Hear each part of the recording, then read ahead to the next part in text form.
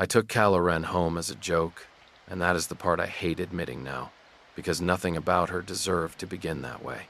It was a little after midnight outside my lounge on Demon Brune Street, the kind of Nashville night where the pavement still held the day's heat and every drunk man in a leather jacket thought he was the main character. I had grease under one thumbnail from the shop, whiskey on my breath from a glass I had not finished, and a black shirt stretched tight across shoulders I had spent years turning into one more warning sign. Women noticed the tattoos before they noticed anything else. The black ink down my right arm, the script along my collarbone, the ribs piece nobody saw unless I wanted them to. I had learned a long time ago that if a man looked like trouble, people gave him fewer chances to disappoint them. They just assumed he would. That night, I was standing by my bike with 3 of my regular idiots, laughing at something that was not that funny, when one of them nodded across the street and said I should go rescue the little church girl before the wolves got hungry.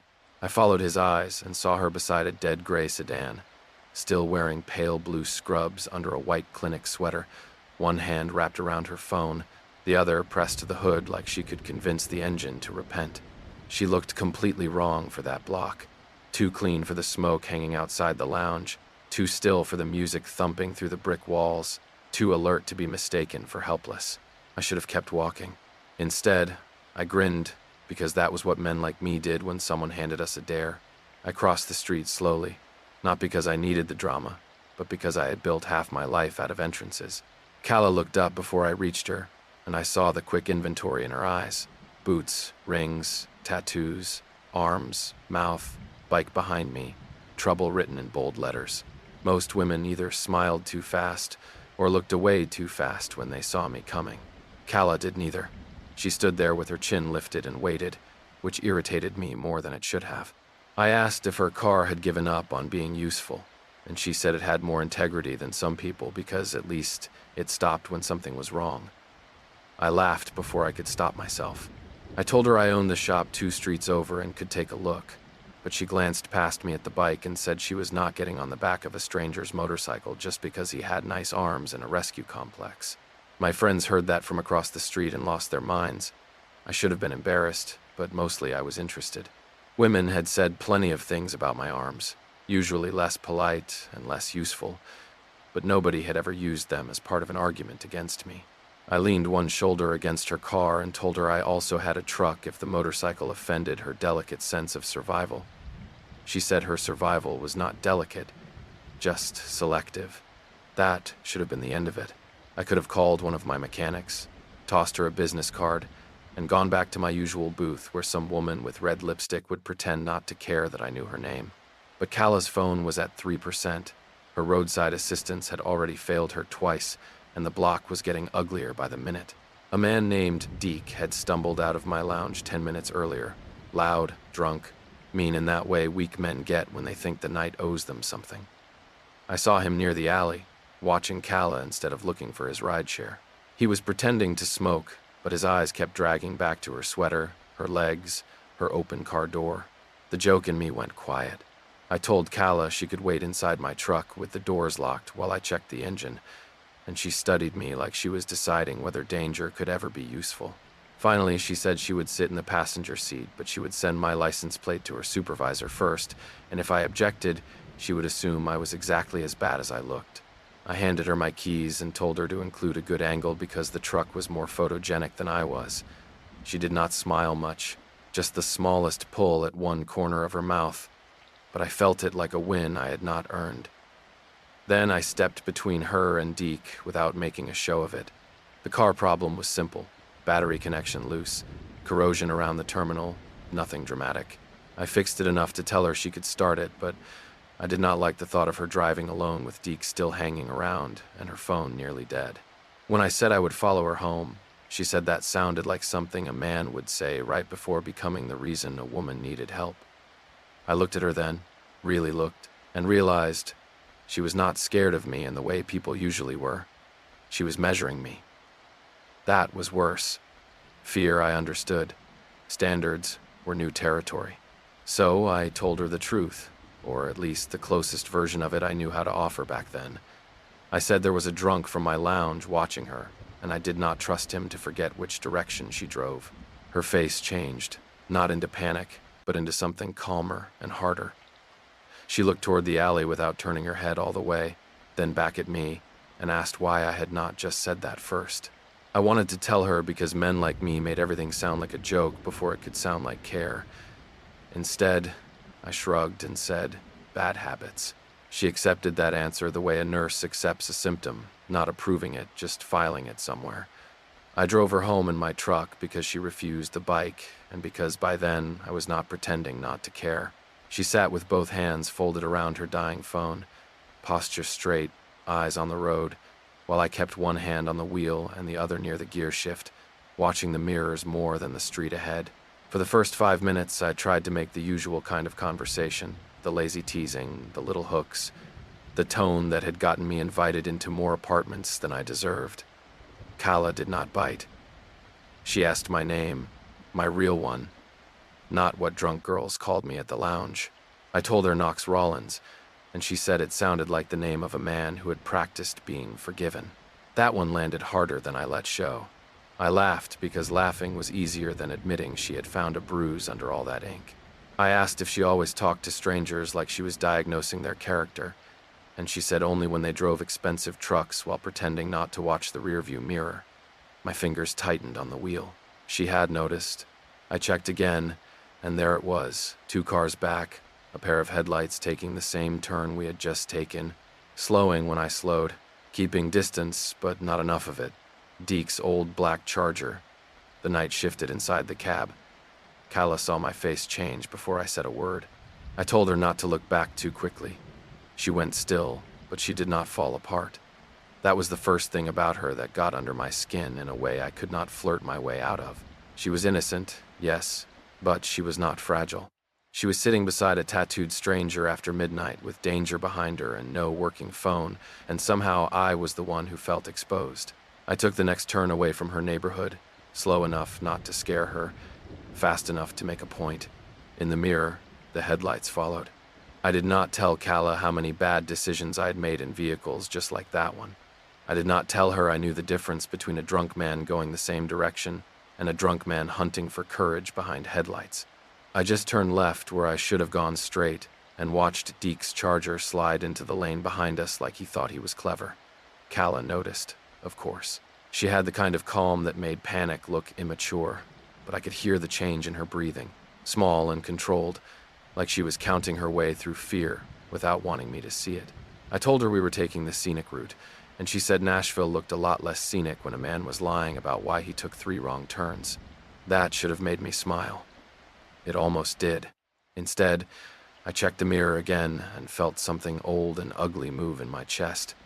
The part of me that knew exactly how easy it would be to pull over, drag Deke out by his collar, and make sure he never looked at a woman that way again. Men like me were good at that kind of math. 1 threat plus 1 dark street plus 2 hands that had been in enough fights to remember the shape of them. But Calla was sitting beside me, and for some reason I did not want her first real memory of me to be my fist breaking against some drunk's jaw. I wanted that too much, which annoyed me more than the Charger did. She asked if I was protecting her or trying to scare her into trusting me.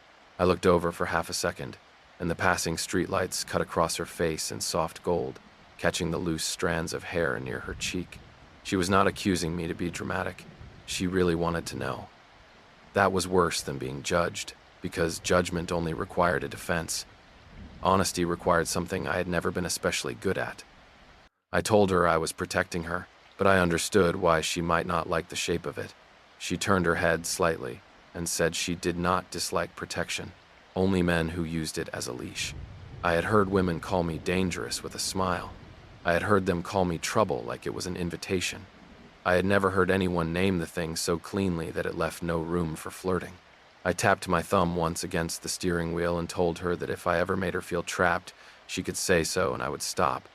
She asked if I was used to stopping when women said no. There was no heat in her voice, no performance, no accusation dressed up as innocence, just a question with teeth. I almost gave her the charming answer, the one about always being a gentleman when it counted, but my eyes flicked to the mirror and I saw Deke still behind us, and suddenly charm felt cheap. I said I was used to getting my way, and that was not the same thing. The truck went quiet after that.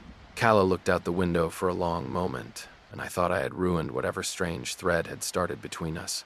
Then she said that was the first honest thing I had said all night. I wanted to ask if that meant she trusted me more or less, but I already knew the answer would not flatter me. So I drove. I took us past Midtown, then down a side street, then through a gas station lot with cameras bright enough to make Deke hesitate. The Charger slowed near the entrance but did not follow us through. When I pulled back onto the road, the headlights were gone. Calla did not thank me right away. I liked that about her before I understood why. She did not hand out gratitude just because a man did the thing he should have done. She watched the empty road behind us, then looked at my hands on the wheel, at the tattoos disappearing under my sleeves, at the scars across my knuckles I had stopped explaining years ago. She said I drove like someone trying not to become what he was good at. I laughed under my breath and told her she had a real gift for making a man regret offering her a ride. This time, she did smile, but it was faint and tired and gone almost before I could keep it. Her apartment was in a quieter part of East Nashville, above a row of small businesses that were all dark except for a laundromat glowing at the corner. I parked across the street instead of directly outside her building because I wanted to see the block before I let her step out. She noticed that too. By then, I had stopped pretending she would miss anything. I walked her to the entrance with my hands in my pockets so I would not touch her elbow, her back, the small space between us that kept asking for the wrong kind of attention. At the door, she turned and looked up at me, and I became too aware of my size, my tattoos, the late hour, the kind of man I had trained the world to see. She asked if I always waited until women were safe inside. I told her no before I could dress it up. Her face did not change, but her eyes did, and I hated the small disappointment there more than I expected. So I added that I was waiting tonight. She nodded once, like she had not forgiven me but had recorded the difference. Before she opened the door, she said I did not have to act dangerous to be taken seriously. Then she went inside, leaving me under the yellow entry light with that sentence sitting heavier on my chest than any woman's hand ever had. I waited until I saw her apartment light turn on. I waited another minute after that because Deke had made me cautious and Calla had made me honest enough to admit it. Then I walked back to the truck and sat there with both hands on the wheel, staring at my own reflection in the dark windshield. I looked exactly like the man her supervisor was probably warning her about already.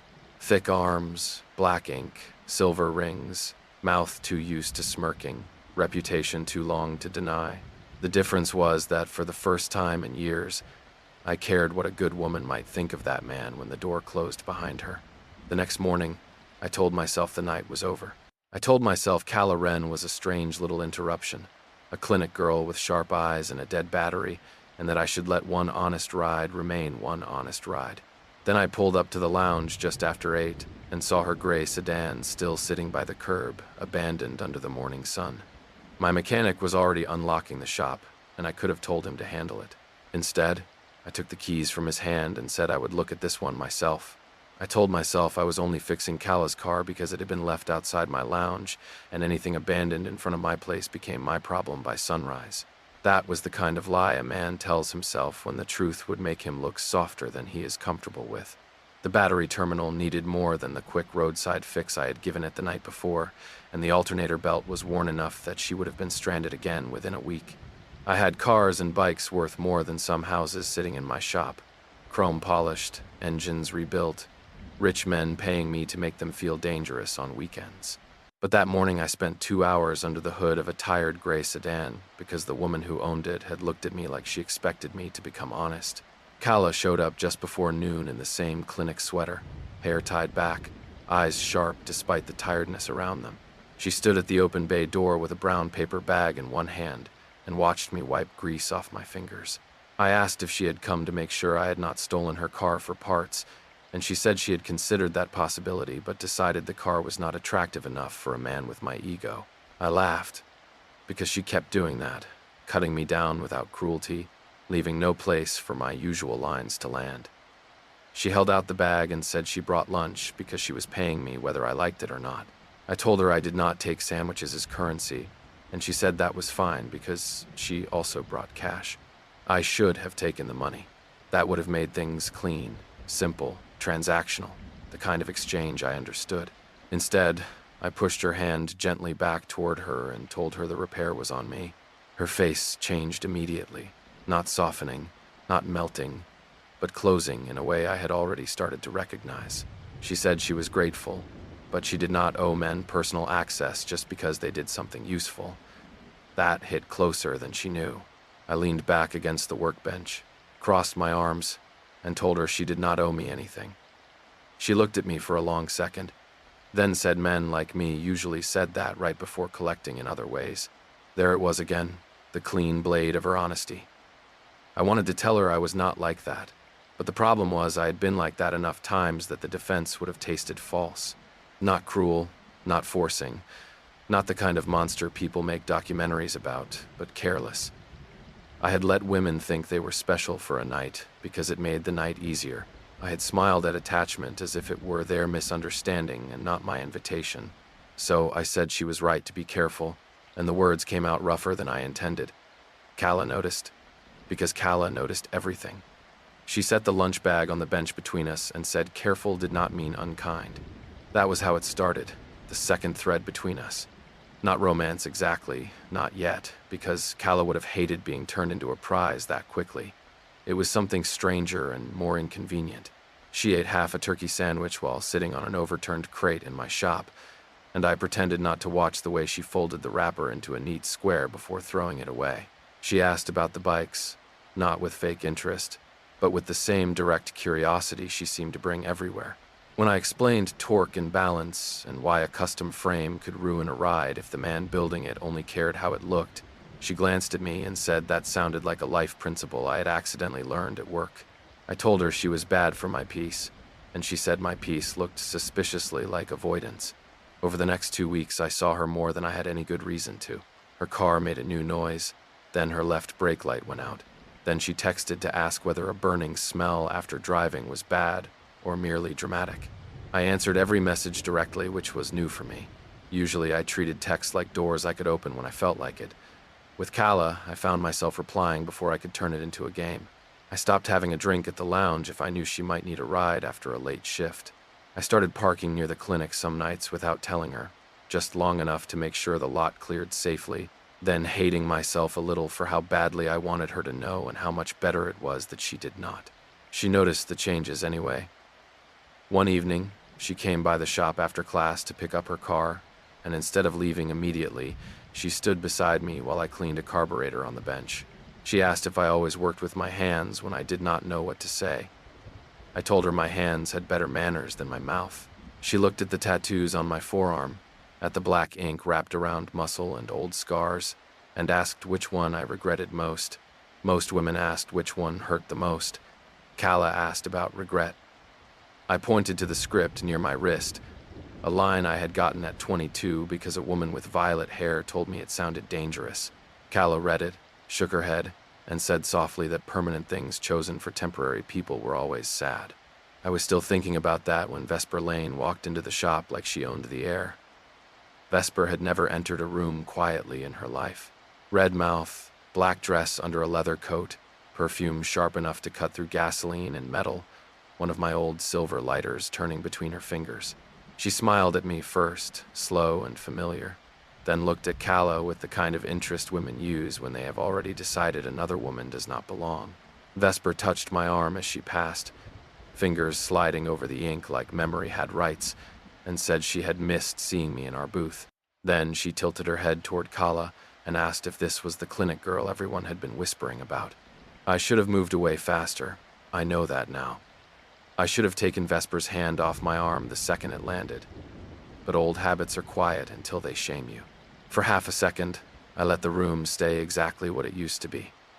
Vesper amused, me untouchable, some good girl nearby learning the shape of my reputation.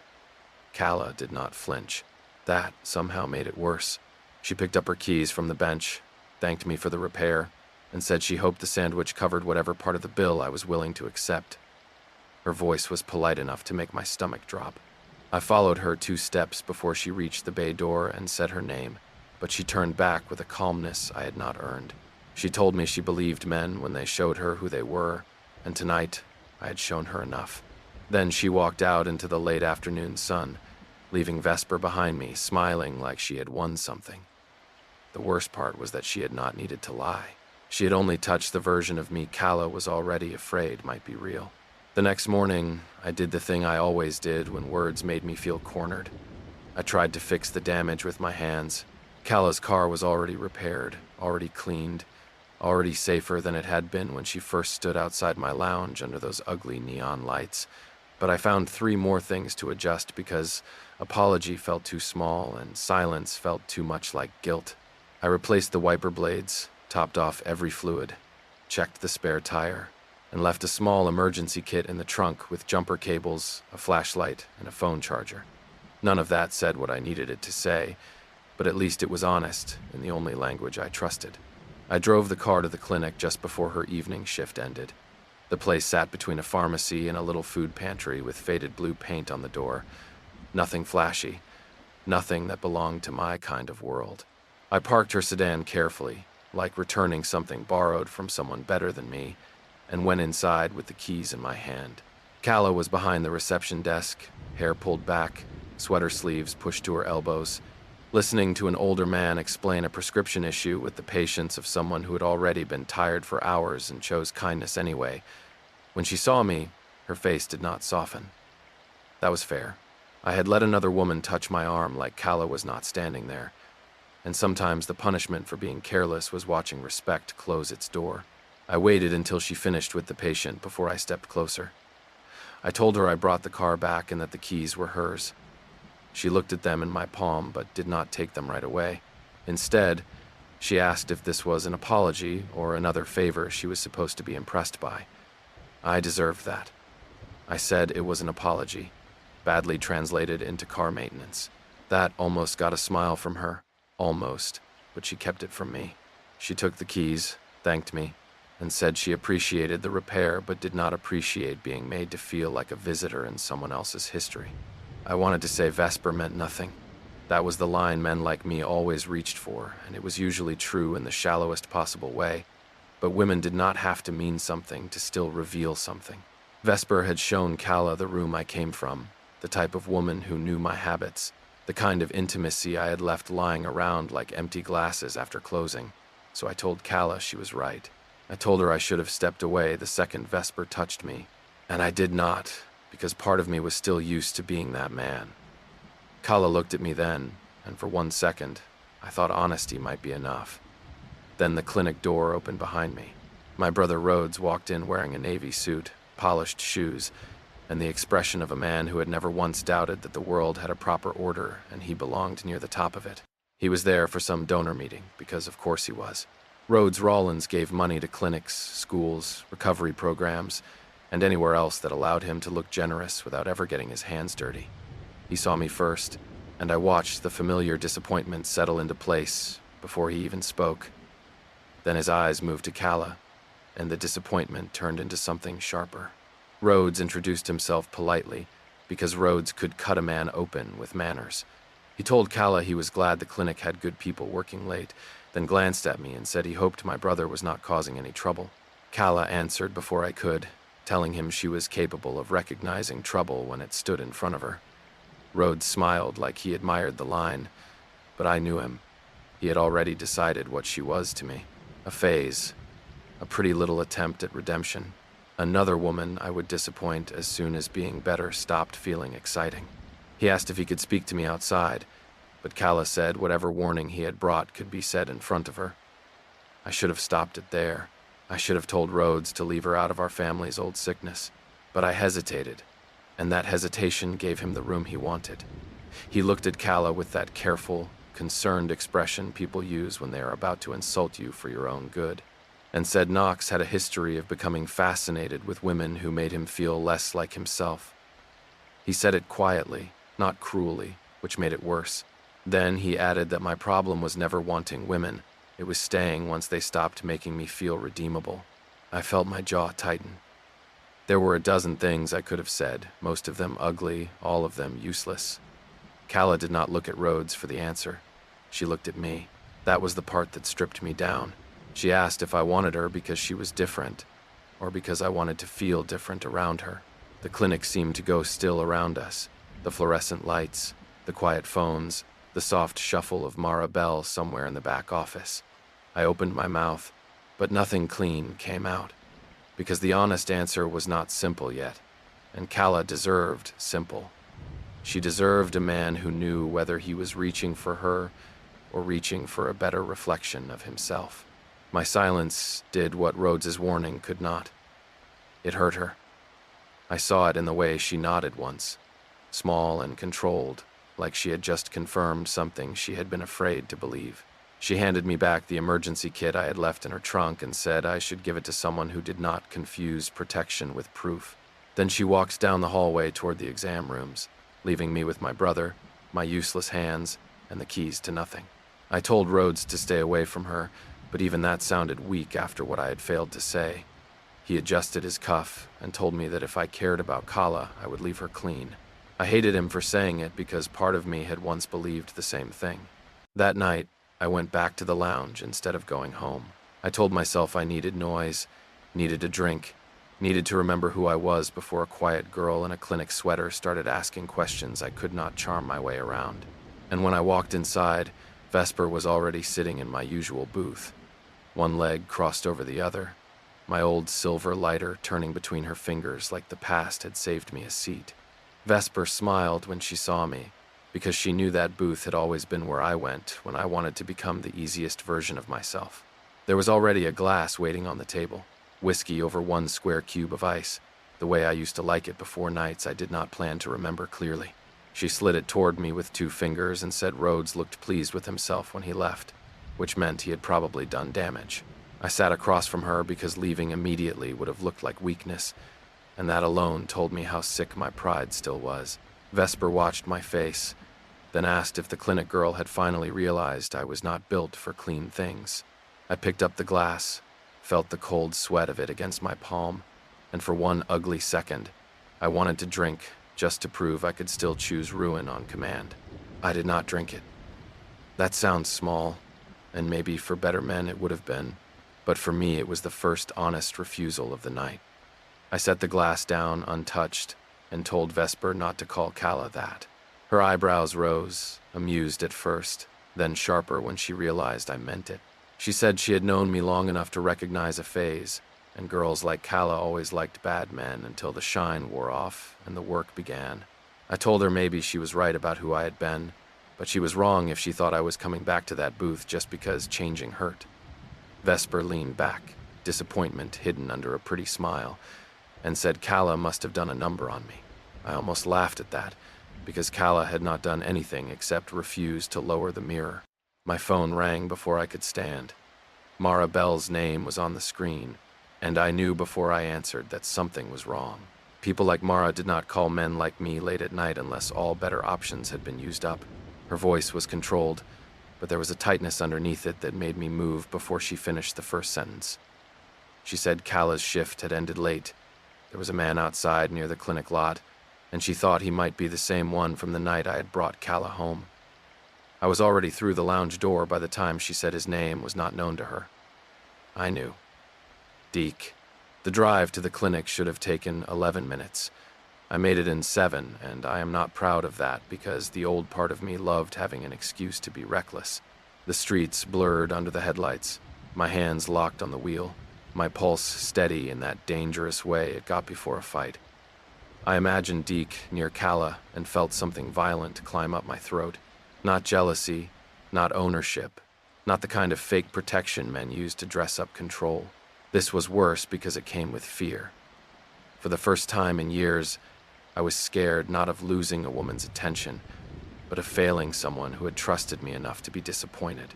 When I pulled into the clinic lot, I saw them near Calla's sedan.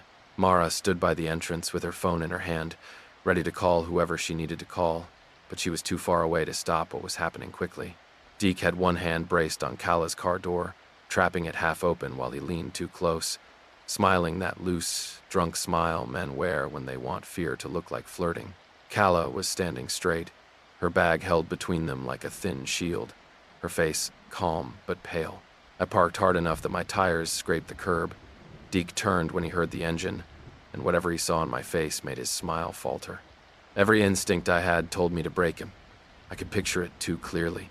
my hand around his collar, his back against the car, the crack of bone or pride or both. That was the language men like Deke understood, and unfortunately it was a language I spoke fluently. But Calla's eyes moved from him to me, and I saw the question there before she said anything. Not whether I could protect her. She already knew I could. The question was whether I could protect her without becoming another thing she had to survive. So I stopped 3 feet away instead of grabbing him. It took more strength than any fight I had ever won. I told Deke to step away from her car. My voice was low enough that even he heard the warning underneath it. He laughed too loudly and said he was just talking, that girls like her always acted scared when they wanted attention. My hands curled once, then opened. I looked at Mara and told her to call security from the building and the police if he moved toward Calla again. Then I looked back at Deke and said he was going to stand still until someone with a badge made the rest of his night simple. He tried to shove me. That was his mistake, and maybe part of me was grateful because it gave me something physical to answer without making it cruel. I caught his wrist, turned him just enough to put him off balance, and pinned his arm behind his back against the hood of Calla's car. I did not slam his face down. I did not make a speech. I did not enjoy it, or at least I tried very hard not to. I held him there while he cursed and kicked at nothing, and I kept my eyes on the reflection of Calla in the windshield because if I looked only at him, I might forget what this was supposed to be. Security came first. 2 tired men from the building who suddenly looked more awake when they saw Deke pinned and Calla standing beside the open door. Mara arrived right behind them and put an arm around Calla without crowding her. When I let Deke go, I stepped back immediately, palms visible, breathing harder than I wanted anyone to notice. Deke shouted something about me thinking I owned the city, and for once I did not answer. I let the security guards handle him. I let Mara speak to the police when they arrived. I let Calla see me choose not to turn her fear into my performance. After Deke was gone, the lot felt too quiet. Calla stood beside her car, the clinic light washing her face pale, and I wanted to touch her so badly my hands hurt from not doing it. I told her I was sorry, which felt useless, but it was all I had that did not ask anything from her. She asked if I wanted to hurt him. I did not lie. I said I wanted to destroy him, but I cared more about not becoming another man she had to be afraid of. That was the first time her expression broke, not fully, just enough for me to see that the words had reached somewhere my charm never had. Mara watched us from near the clinic door, saying nothing, which somehow felt like permission and warning at the same time. Calla looked at my truck, then at her own car, then back at me. Her voice was quiet when she said she did not want to drive herself home tonight. I nodded and told her I would take her. No questions, no conditions. She held my gaze a second longer and said, "You can take me home, Knox, but this time you're not allowed to pretend it's a joke." I drove Calla home without touching the radio. That might not sound like much, but silence had never been my natural habitat. I usually filled it with music, jokes, engine noise, anything that kept a moment from asking too much of me. Calla sat beside me with her hands folded in her lap, her clinic bag at her feet, her face turned toward the window. Nashville moved past us in late-night pieces. Closed storefronts, wet-looking asphalt under streetlights, neon signs still pretending the night was young. I kept both hands on the wheel and did not flirt, did not tease, did not make the ride smaller than it was. For once, I let the quiet tell the truth before I tried to improve it. When we reached her building, I parked but did not turn off the engine right away. I was afraid that if I stopped, I would have to say something clean enough for her to trust, and I had never been a clean man. Calla unbuckled her seatbelt, then paused with her hand on the door. She did not look at me when she asked what happened tomorrow, when there was no drunk man outside her clinic, no dead car, no dare from my friends, no excuse for me to be useful. That question hit harder than any punch I had taken because it stripped protection down to the bone. She was asking whether I cared about her only when danger let me feel necessary. I turned the engine off. The truck settled into silence, and for a few seconds I watched my own tattooed hands resting on the wheel, the same hands that had fixed her car, held Deke down, touched too many women too casually, and reached for too many easy exits. I told her I started that first night like an idiot, like she was a joke someone had dared me to tell. Then I protected her because it was the obvious thing to do. Then I kept showing up because I liked who I became when I was around her, and that part scared me because Rhodes had not been completely wrong. I did not want her to be some mirror I used to admire a better version of myself. I wanted the slower, harder thing. I wanted to earn her trust even on ordinary days when there was nothing to rescue her from. Calla finally looked at me then. Her eyes were tired, but not cold. She asked if I knew how to do that, how to stay when there was no chase, no danger, no applause. I almost said yes because pride hates empty space.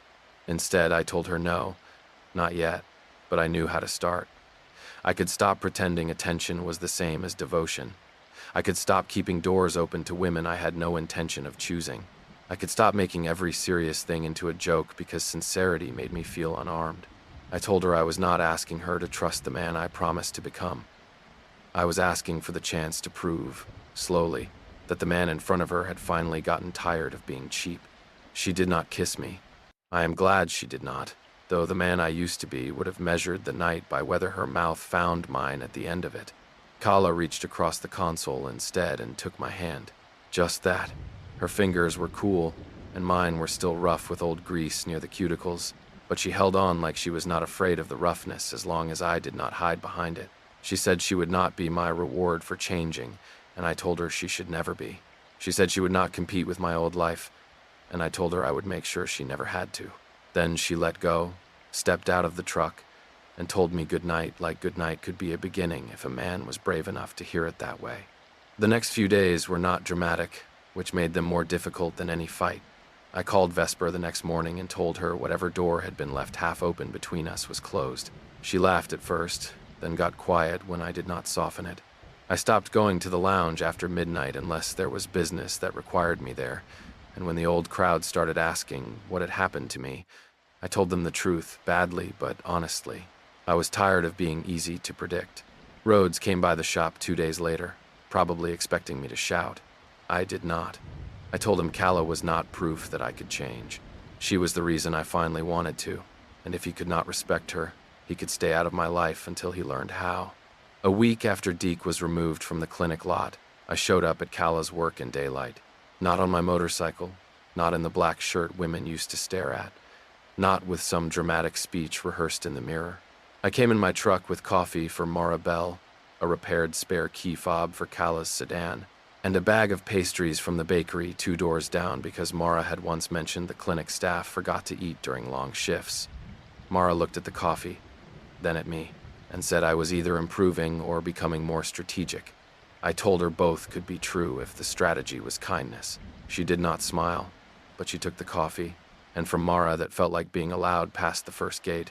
Calla came out from the back hallway and stopped when she saw me standing there in the clinic light. She looked at the key fob in my palm, then at the pastry bag, then at my face. I did not make a joke.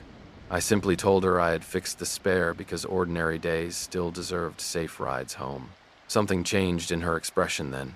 Not surrender, not forgiveness handed over too quickly, but the careful opening of a door she had every right to keep locked. She took the key fob, brushed her thumb over the little metal ring, and said she got off at 7 if I still wanted to drive her home without an emergency. I told her 7 was the best thing I had heard all day, and I meant it. Not because she had chosen me completely, not yet, but because she had given me something better than a dramatic rescue. She had given me a normal hour to show up and be steady. For a man like me, that was the real test. Anybody can look dangerous under neon. Anybody can play hero when the night gives him a villain. But standing in a clinic lobby with coffee, car keys, and no performance left, waiting for a good woman to decide whether your actions were becoming trustworthy, that was the first time I understood what strength was supposed to feel like. The most dangerous woman I ever met was not the one who tempted me back into my old life. It was the one who calmly refused to let me stay the same.